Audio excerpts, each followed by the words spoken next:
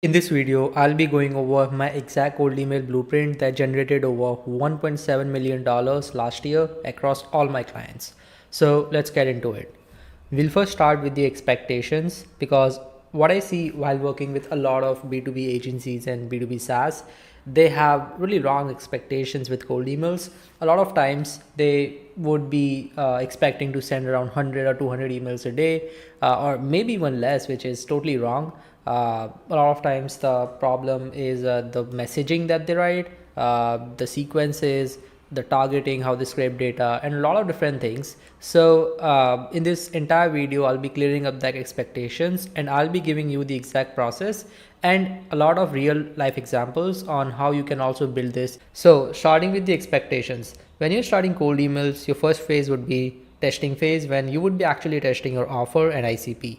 So these are two very key aspects of cold emails, which is first your offer and then who you're targeting, which is the specific ICP segment. So what I want you guys to do is just think of what cold traffic ready offers you can create out of your service or out of your SaaS product that you have. I'll give you an example in a second, but ideally you should create multiple ICP segments. So you might have a broader ICP or target audience that you guys work with. I want you guys to just segment it into multiple criterias based on demographics, based on the specific pain points that they face, based on their company size, based on geography, and all those separate data points. And also create multiple offers so that you can test out all those different offers with all those different segments.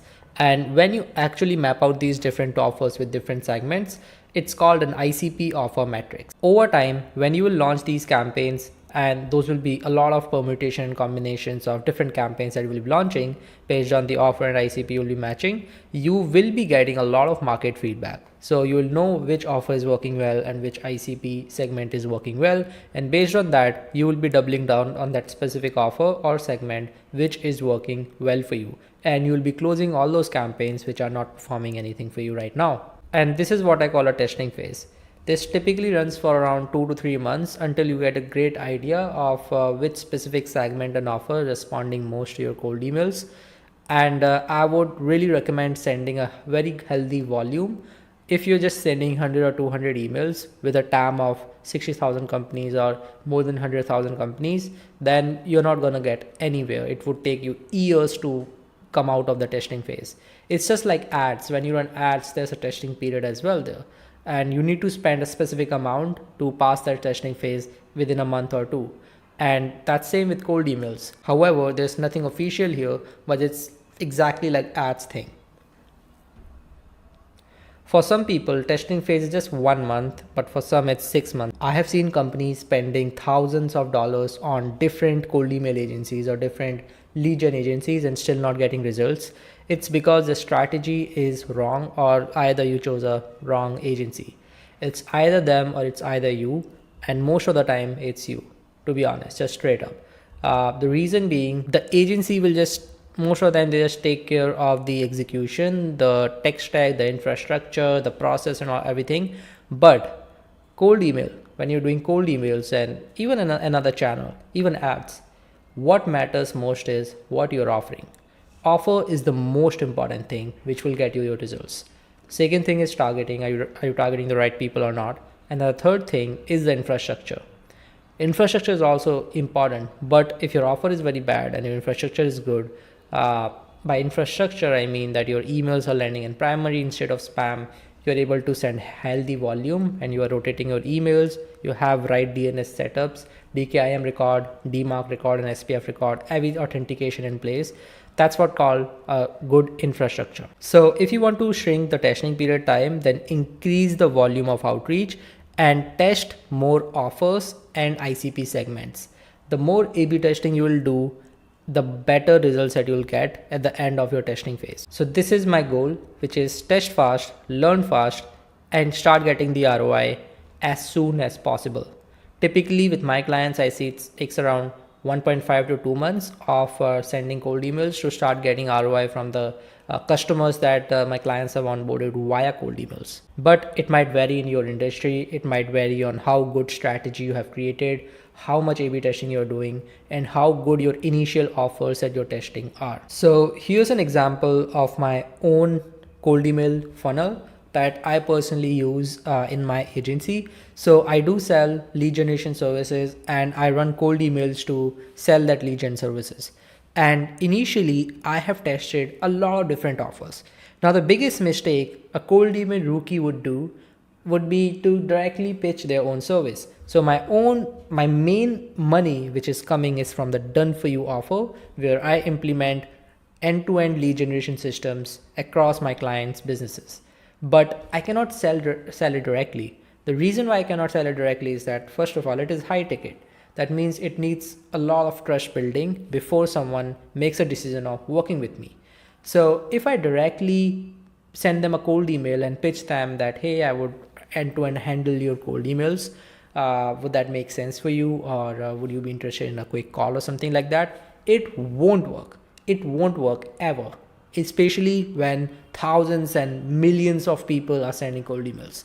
So instead, you create some cold traffic ready offers, and that's what I did. You can see 5 different offers that I created.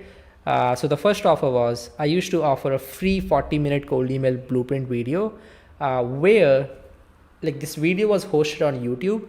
So whenever I sent someone a cold email, in this call to action of that cold email, I used to mention that, hey, I have recorded a 40-minute cold email blueprint video, which would potentially help you to get 20 to 30 sales calls every single month. Would it make sense for you to send it completely for free?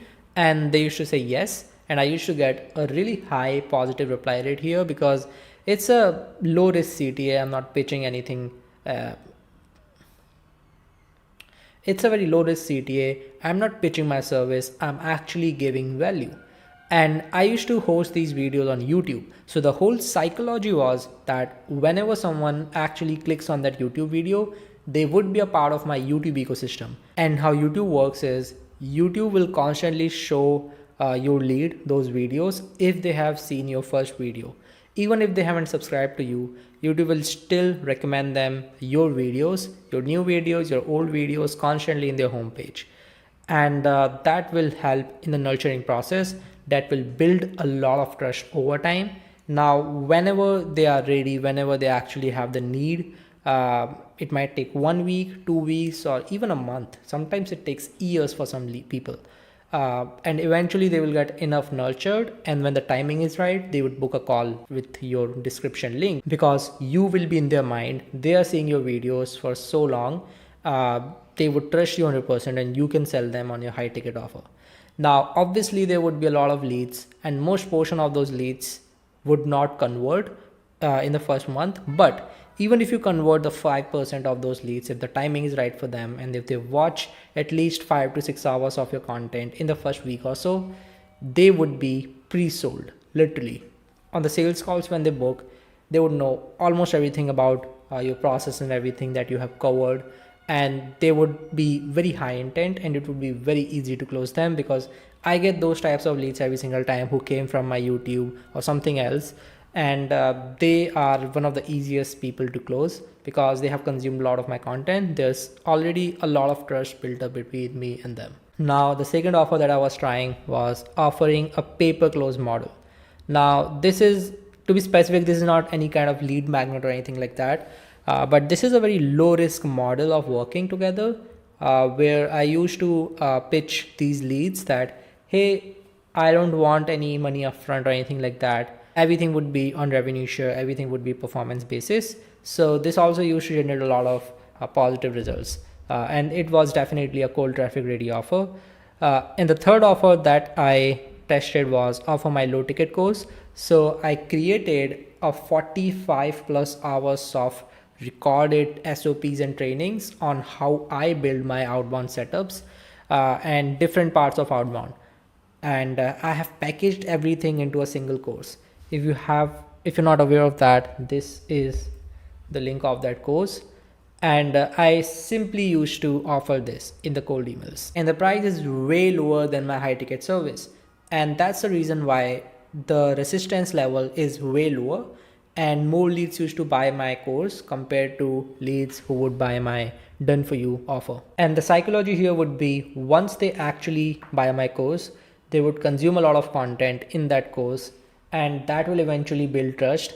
And at some point of time, they will realize that building all these outbound systems is not as simple, or even if they are able to build everything themselves, and they have enough time to do that, and they try, test, fail, get some results, make some money, and then when they actually want to scale, then they would think of me because they have consumed all my content. There's very good amount of trust which is built up between me and them, and that's when they will be reaching out to me for my done for you offer, which is a high ticket sale. Now the fourth offer that I tested was offering free sequence and campaign angles for their campaigns. Now this is kind of a personalized lead magnet, where in my cold email CTA I used to say that, hey, what if I can write 3 specific cold email angles for you guys, specifically for reaching out to your ICP for your services? Would that make sense? And everything is free. And this email also used to works really well because, first of all, we are giving value. We are not asking for a sale or anything like that. And once they say yes, and I used to get a lot of yes in these, and once they say yes, I had automated process which created personalized documents for them, write sequences for specifically for their ICP and their offer, by researching their website, their LinkedIn and all of that. And it used to send it to them within like 1 hour or 2 hour of them recording, within 1 hour or 2 hour of them responding to my original email. And this also used to build a lot of trust. The reason was, when they see my campaigns and when they see the level of depth and the research that I did, they often used to get amazed by the amount of, let's say, buying signals that I proposed, or by maybe some kind of email sequence that I proposed, some kind of campaign angle that I proposed, and they want to test that. And without me, they probably cannot test those angles, because testing those will require a lot of expertise on running high volume outbound infrastructures. And that's the point when they will hire me. This used to create demand of my actual done for you offer. And the fifth and the last offer that I tested a lot before was offer free lead list scrape for their ICP. So in my original cold email CT, I used to say something like this: hey, if I send you, or if I scrape 100 verified emails of your ideal client persona and send it to you for free, would you be interested? And it used to work well as well. However, this took a great amount of efforts because it was relatively harder to automate this specific step of personalized lead magnet creation. However, I had automated this as well. And it used to send them a fresh list of 100 verified leads scraped specifically for their ICP to them within 1 hour or 2 hours of them responding to my original email. And this also used to build trust because they can see that the amount of level, because they can see the depth of ICPs, because they can see how clean the list is, and they can see the exact job titles, the exact buying signals of why we scrape these leads and why these leads would need your service right now, why the timing is perfect and all of those. So this also used to give me a lot of positive responses. And eventually the goal of all these 5 different offers that I tested was to create demand and trust with prospects so that they eventually get my done for you offer. And it worked as well. But the best campaign which gave me most amount of results, which I am running as of now as well, which is pay per close model, because this outperformed every single one of these offers. And that's why I doubled or tripled down on this specific offer, and most of my campaigns are running on this model. The second best offer was this one, where I used to offer sequence and campaign angles. Third best was this one, fourth best was this one, and fifth best was this one. No one purchased my low ticket course. I think 1 or 2 people did purchase, but it was negligible. But I did got a lot of good sales and a lot of genuinely good clients from this, and that's the reason why I'm still running this. But I could have never known this if I would never tested all these offers. But I did tested all these offers, and that's when I eventually knew that this specific offer is working really well for me. And here's the ICP that I tested. I tested marketing agencies, smaller agencies. I tested B2B SaaS. I tested IT consulting businesses from 2 to 200 headcount. And what I eventually realized was this specific industry was for me, because I was getting most amount of positive leads and most amount of meetings booked and most amount of sales in this specific industry. That's when I found my best offer ICP match, which was use this offer and use this ICP. So this was the offer ICP match that worked best for me. I tested all those permutation combinations. I tested this offer with all 3 leads. I tested this offer with all 3 ICPs. I tested this offer with all 3 ICPs. I tested this offer with all 3 ICPs.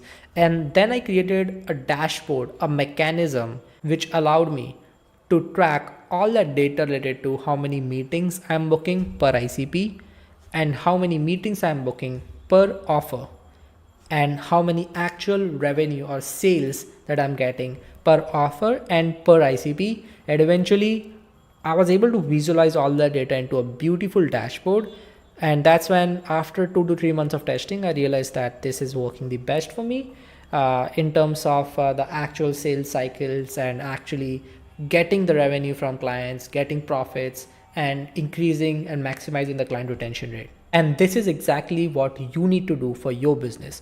Brainstorm similar offers, brainstorm lead magnet based offers, brainstorm low risk offers, brainstorm all different sorts of offers, low ticket to high ticket funnel, lead magnets, low risk, every single thing which you can think of. Just brainstorm everything and then test it. And you can literally map this out in this way. So you have ICP1 and then you have different messaging or offers created for that ICP.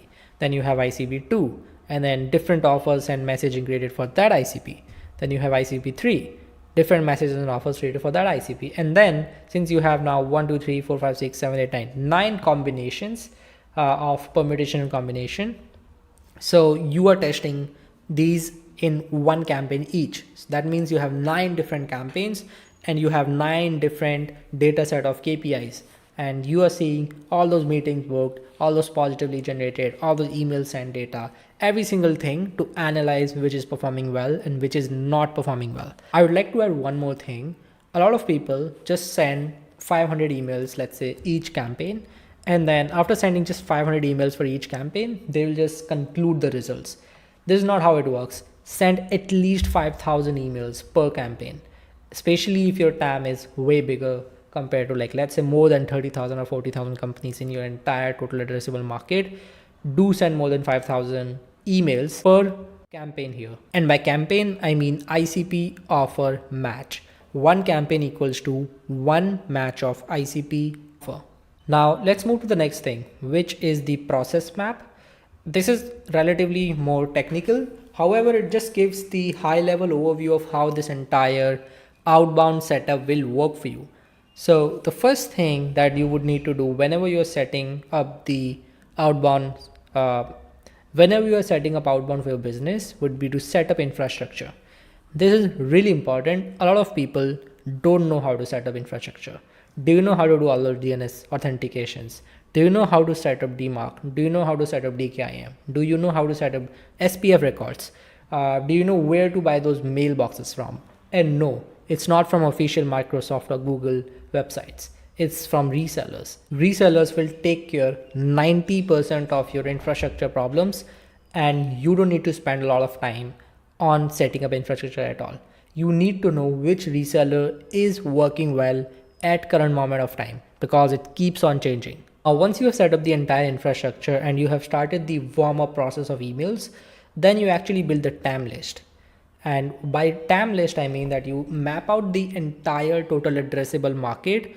You use different lead list vendors. You use tools like Apollo, SalesNav, Clay, or even Prospeo database. There are lots and lots of tools which you can use. You can scrape local directories. Let's say if I wanted to build a lead list of marketing agencies, then I would scrape clutch.co, which is a marketing agency database. I would scrape Agency Vista, which is again a B2B agency database where I can put some filters of the marketing agencies that I want to scrape, the geography filter, the service filter, and all of those specific filters, which matches my ICP criterias.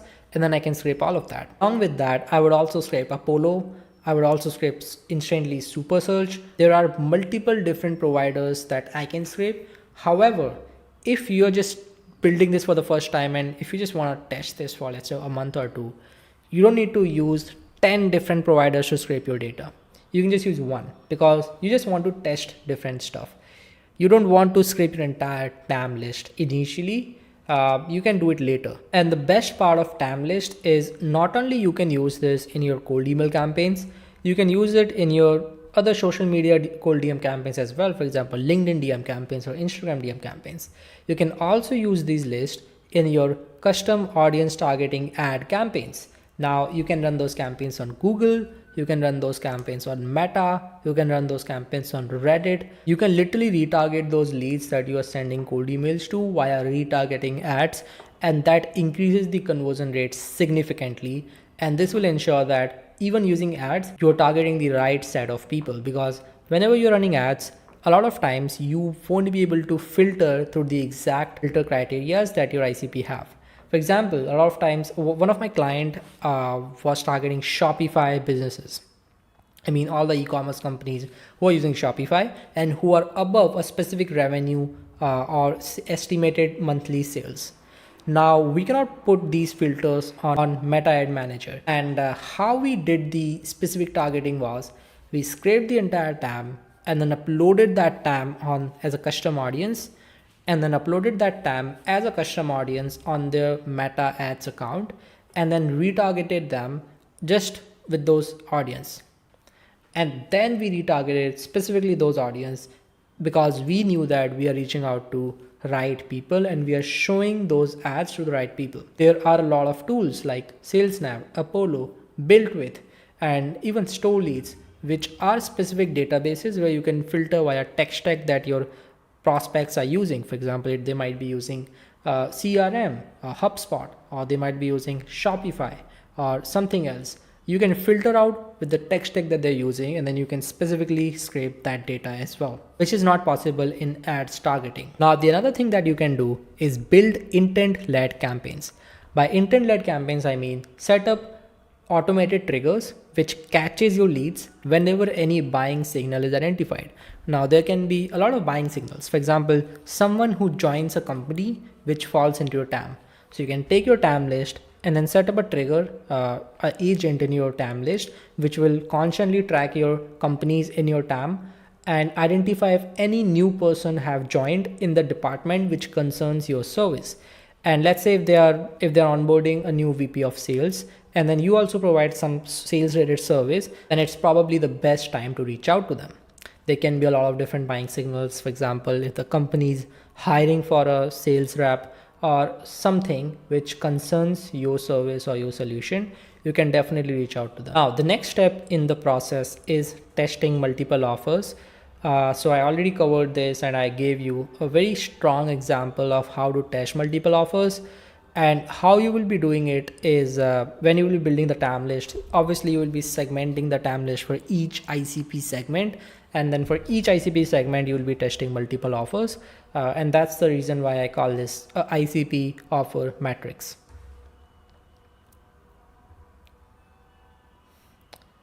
And then after some time, let's say after 1 to 2 months, you will be, and then every single week, you will be analyzing the performance. Are they hitting the benchmarks or not? Now, what are the benchmarks? The first benchmark is check infra if reply rate is less than 1%.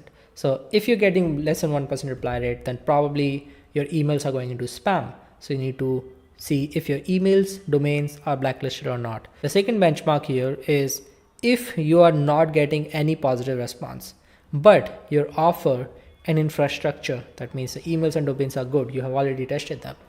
If they both are good and still you're not getting any response, then possibly you're targeting wrong leads. So what I would do is I would manually go into my outreach tool. I would go into the website of each of my leads which has been uploaded and cross verify whether these people are actually someone who I would want to work with, and do these people would want my service or not. Or the third benchmark would be, if the bounce rate is more than 2%, then verify your email list, because possibly you have not verified the emails. You're possibly sending to invalid emails or catch-all emails. So just use the email verification tool, verify whether your lead list is fully valid or not. If it's not, remove the invalids and catch-alls and just send to the valid leads. And fourth and the last benchmark would be, if the positive leads to booking demos rate is less than 10%. That means, let's say if you get 100 positive leads, out of which if you're getting less than 10 meetings booked, that means your nurturing is very bad. You need to build a solid nurturing funnel, or some sort of lead magnet which will build trust, because it's totally a trust issue, or like you're not able to solve all the objections of the clients, or the potential clients, because they have shown interest to your original email, but then they're not responding and they're not booking a call.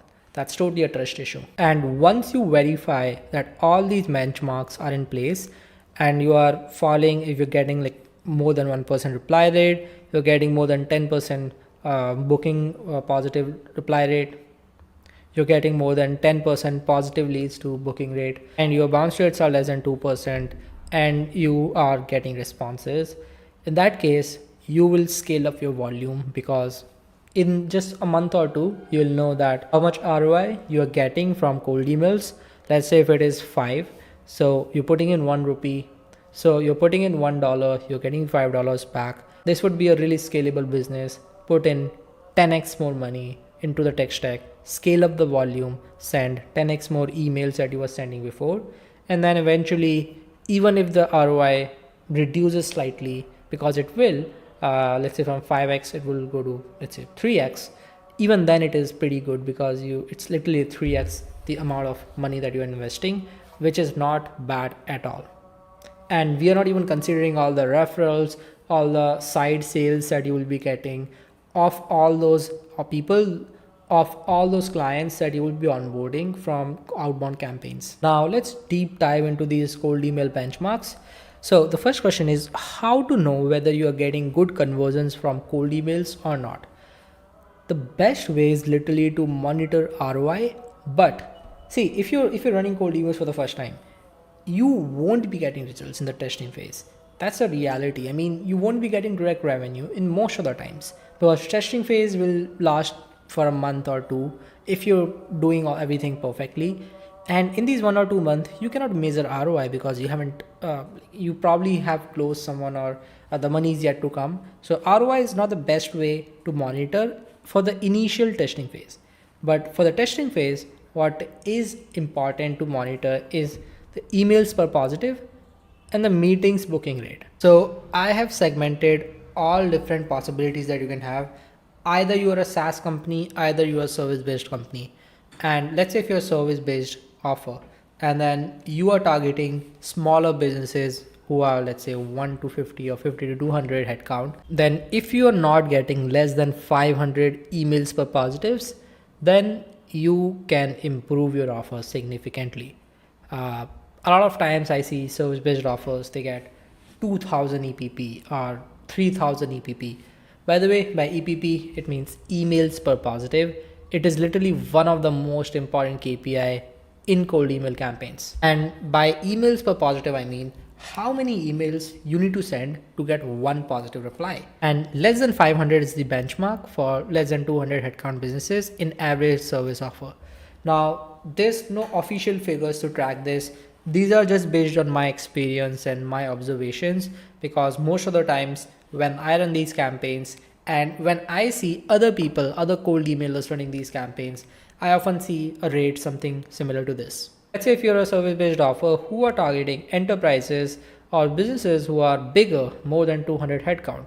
In that case, your EPP would be way bigger, because you're targeting bigger businesses, the reply rate should be low, and the emails per positive would be lower as well. And that's the reason why you cannot get 500 or less than 500 EPP. If you can, that's good, but if you cannot, that's fine, because you're targeting bigger businesses, so that's what expected. However, the benchmark here would be 2000 EPP. This could be way more. This could be 5000 or 10,000 as well, depending upon who you're targeting. Let's say if you're targeting Google with a mediocre offer, in that case obviously it would be way more than 2000. But if you're targeting relatively smaller side businesses above 200 headcount, like 500 headcount or 1000 headcount, then you can expect it to be around 2000, which can be treated as benchmark. So if you're getting way more than this, that means that your campaign needs to be improved. Either your offer is bad, either your targeting is bad, or either your infrastructure is bad. If you're a B2B SaaS and if you're targeting smaller businesses, which is less than 200 headcount and less than 500 EPP is a sweet spot for you. However, you can get even 100 EPP or 200 EPP. I've seen B2B SaaS offers getting way lower EPP because their offer is also really good and their overall ticket pricing is very less as well. However, if you are a SaaS offer who are targeting bigger businesses more than 200 headcount, then your EPP would be slightly more, maybe around 1000 or something. And again, a disclaimer that all these numbers can be changed in future, because cold emails and this entire industry is changing really fast, especially with all those spam triggers that these big ESPs like Google and Microsoft are introducing. So these might change in future. However, as of now, these are the benchmarks. So your goal would be to test as needed to get the numbers down. And once you are in that spot, once you are in these spot that is mentioned, do everything in your power to scale volume safely to the moon. Get the best ROI out of it. When you are starting with no outbound history, your campaigns might not generate any interested leads, even up to 5,000 emails sent, because you're probably using wrong offers or wrong ICP. So you need to find that right offer ICP segment so that you can enter these benchmark numbers. Now, coming to the next strategy, which is the volume strategy. So I often see that companies with no outbound experience have unrealistic expectations from outbound initially. It takes time and tons of testing to get 10 plus ROI from cold email, just speaking by experience. And in the first 2 months, most probably you will be just doing loss with cold emails, but it should not be treated as loss. It should be treated as investment. But those 2 months when you are testing and learning different stuffs, these months are crucial to find right offer and targeting. And here's a table which I created, which will tell you what should be your volume ideally in the testing phase. It's nothing as spam burnout. You can literally send emails to the same lead every single week with different messaging. There's nothing called as spam burnout. You won't be burning out the TAM if you're reaching out to them with a high volume outreach. It's an agency that is working with Instantly.ai, and they're sending 30,000 emails every single day with the exact same messaging for the last 3 years. Yes, for the last 3 years, they're sending the message to the same TAM and the same message, the same people for the last 3 years, and it's still working really well. There's nothing as spam burnout. Sooner you will realize that, the better it will be for you for scaling. So if you have less than 3000 companies to target, then just start with at least 300 to 500 emails a day in your testing phase. That would mean that you would need at least 30 to 50 mailboxes. However, if you're going with SMTP or if you're going with some other sorts of infrastructure service like Azure, then your mailbox and domain distribution would be way different. But if I'm assuming that you are using Google or Outlook, then 30 to 50 mailboxes would be needed. And for that, you need 10 to 17 domains that would be purchased by you to support these mailboxes and support this entire sending infrastructure. And the email sequence length that you can keep would be 5 to 6 emails. That means you would be sending around 5 to 6 emails in one follow-up sequence. Now, the second category that I mentioned here is 3000 to 10,000 companies. That is relatively bigger, but still very small TAM. In this TAM size, you can send up to 800 emails a day. That means you would need 50 to 80 mailboxes that would be renewing every single month. And for that, you need to have 17 to 27 domains to support their entire sending infrastructure. And you can have a infrastructure length, and you can have an email sequence length of 3 to 4 emails. That means you would have like around 3 to 4 follow-ups that will be sending to a lead. Third TAM size, which is literally the most popular and one of the most common TAM across different companies that personally I have worked with is 10,000 to 80,000 companies in the entire total addressable market. Now here you can send up to 1200 emails. Personally, when I work with businesses of this TAM size, which I do mostly, I start with at least 1000 emails a day and then gradually ramp up to 1500 and then eventually 2000 emails a day, because the TAM is very big. I mean, especially if it is closer to 60,000, 70,000. If it is just 10,000, 20,000, I would rather do just 800 or 900 emails a day. But if it is relatively bigger, more on the 80,000 side, then I would not do less than 1000 emails a day in the testing phase to get out of the testing phase in just 1 or 2 months. If you're sending low volume, it will take you way more months to get out of those testing phase. And during that period, you would end up spending way more money compared to what you would spend by sending high volume in just the first 1 or 2 months. To support this type of volume, you would need up to 120 mailboxes, and you would be sending 10 emails per day per mailbox. That means 1200 emails at max. And for that, you would need 17 to 40 domains to support this volume. And I often do 2 to 3 email sequence length when the TAM size is this category.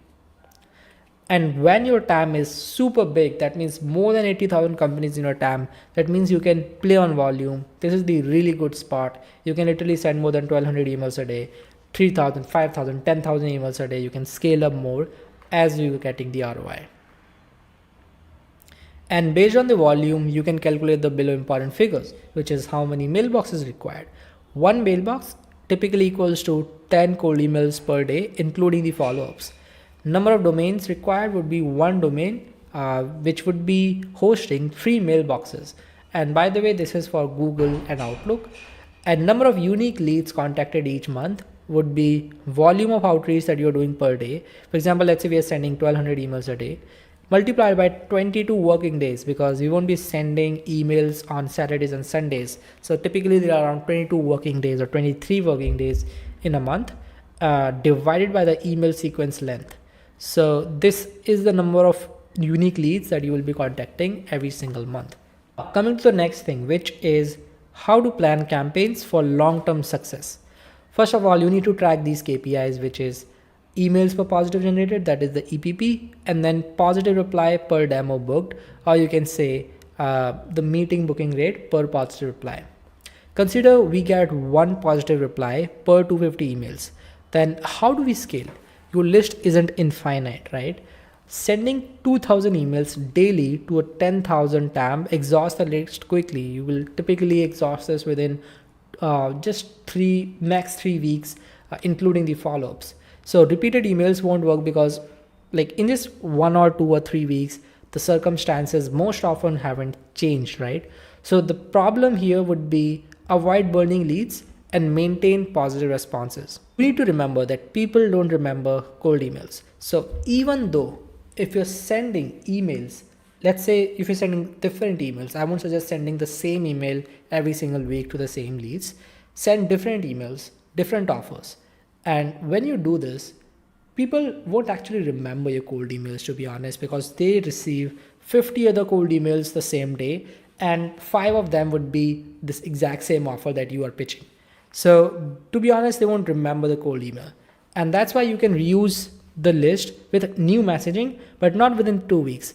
Just keep at least 2 weeks that you have enough time that significant changes happen to their business. Maybe there's more demand of customers. Maybe there's more demand of fulfillment. Maybe there's more demand of lead generation or something like that, which is associated with your service. And that's why you need to reach out to those leads every 2 weeks. You can eventually reuse a list every 2 weeks if your TAM is super small, or every 2 to 3 months if your TAM is super big. Let's say if you have a million companies in your TAM, then you can just use one email length sequences. So no follow-ups at all, because follow-up sending will limit the volume of new leads that you can contact. Eventually it will reduce the conversion rates. So if your TAM is super big, more than 80,000 companies, then I would not do any follow-up at all. I would just reach out to new leads. So just one email sequence, reaching out to new leads, and then reusing the whenever my original TAM is expired or I have used all of that. that might take months or probably years if you're like reaching out to millions of leads with a smaller volume. So I hope you like this video. If you want to work one-on-one with me and want me to build this entire system on pay-per-close basis, where the concept would be that I only make money when you win, and this would be a win-win situation. If you want to discuss that, just click on the link below and book a one-on-one call, and we can discuss if there's a fit. If there's not, you just leave with tons and tons of value to get more leads for your business.